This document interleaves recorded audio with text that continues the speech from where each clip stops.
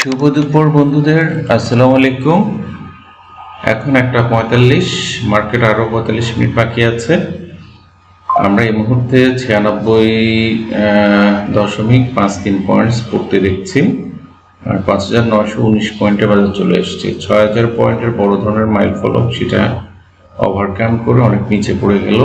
আর finally মাত্র 45টা share advance আছে আর 342টা decline. তাহলে মার্কেট কত পরিমাণে যে খারাপ সেটা বলার অপেক্ষা রাখে না। সত্যিকার অর্থে আমরা যারা সাধারণ বিনিয়োগকারী, তাদের আসলে তেমন করার কিছু নেই, বলারও কিছু থাকে না। এটার মূল কারণটা হচ্ছে আমরা জাতি হিসেবে বাঙালি জাতটা আসলে চাটুকার বলতে হয় একটা কারণে, যখন যে সরকার আসবে, যখন যে পরিস্থিতি হবে, আমরা সেদিকে ধাবিত হই। সেখানে আমরা সাধারণ পাবলিকরা আসলে আম জনতা, তারা সবসময় ওই আম চুষে ফেলে দেওয়ার পরে যেটা থাকে আমরা অবশিষ্ট সেটাই হয়তো পেতে চাই। কিন্তু যারা প্রশাসনের সর্বোচ্চ পর্যায়ে বসে থাকে, তারা কিন্তু ওইগুলা নিয়ে নাড়াচাড়া করে আমাদেরকে আসলে খেলা করে আমাদেরকে নিয়ে। তো সেখানে দেখেন, আজকেও আমরা গ্রামীণকে টপ 10 দেখছি, এমনকি প্রাইস বাড়তি দেখেই করছি 100 পয়েন্ট মাইনাস। সেখানে যদি এখনো গ্রামীণ ফোনে 7 টাকা বেড়ে থাকে, 535 পয়েন্ট এখানেও আছে। স্কয়ার ফার্মও তার ব্যতিক্রম নয়, অতটা পড়েনি। ভ্যাটবিসির ক্ষেত্রে কিছুটা সামান্য পড়েছে। তো যেগুলা পুঁজিবাজারে বড় ধরনের ভূমিকা রাখে, সেই শেয়ারগুলো অলরেডি আজকে সামান্য কারেকশনে আছে, শুধু জিপিটা অবশিষ্ট আছে।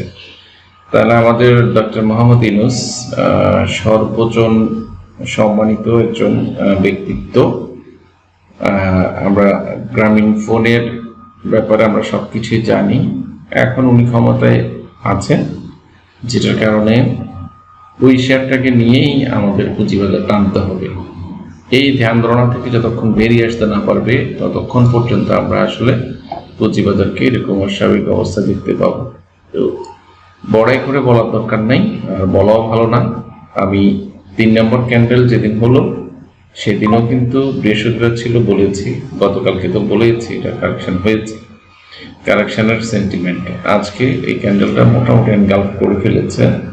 তাহলে আমাদের জন্য অবশিষ্ট বাকি আছে সেটা বুঝতে হবে আপনাদেরকে। সেটা হচ্ছে এই টাইপের হতে পারে। আমি এখন এই ক্যান্ডেলটাকে যদি আমি হিসাবের মধ্যে আনি, রেড ক্যান্ডেলটা, তাহলে কিন্তু আমার চ্যানেলটা এখানে মোটামুটি ম্যাচ করে।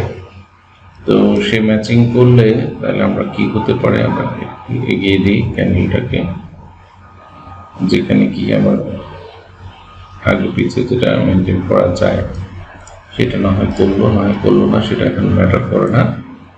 তাহলে আমরা এখন সাপোর্ট জোনগুলো কোথায় পাচ্ছি? তাহলে মেজর সাপোর্ট জোন বলতে যেটা বোঝাচ্ছে সেটা হচ্ছে এক্স্যাক্টলি 5738। এটা হচ্ছে একটা সাপোর্ট। আর আমি যদি জোন হিসাব করি, সেই জোন হিসাবে কিন্তু আমাকে আর একটু ডিফারেন্টভাবে দেখাতে হবে। সেটা হচ্ছে এই টাইপের।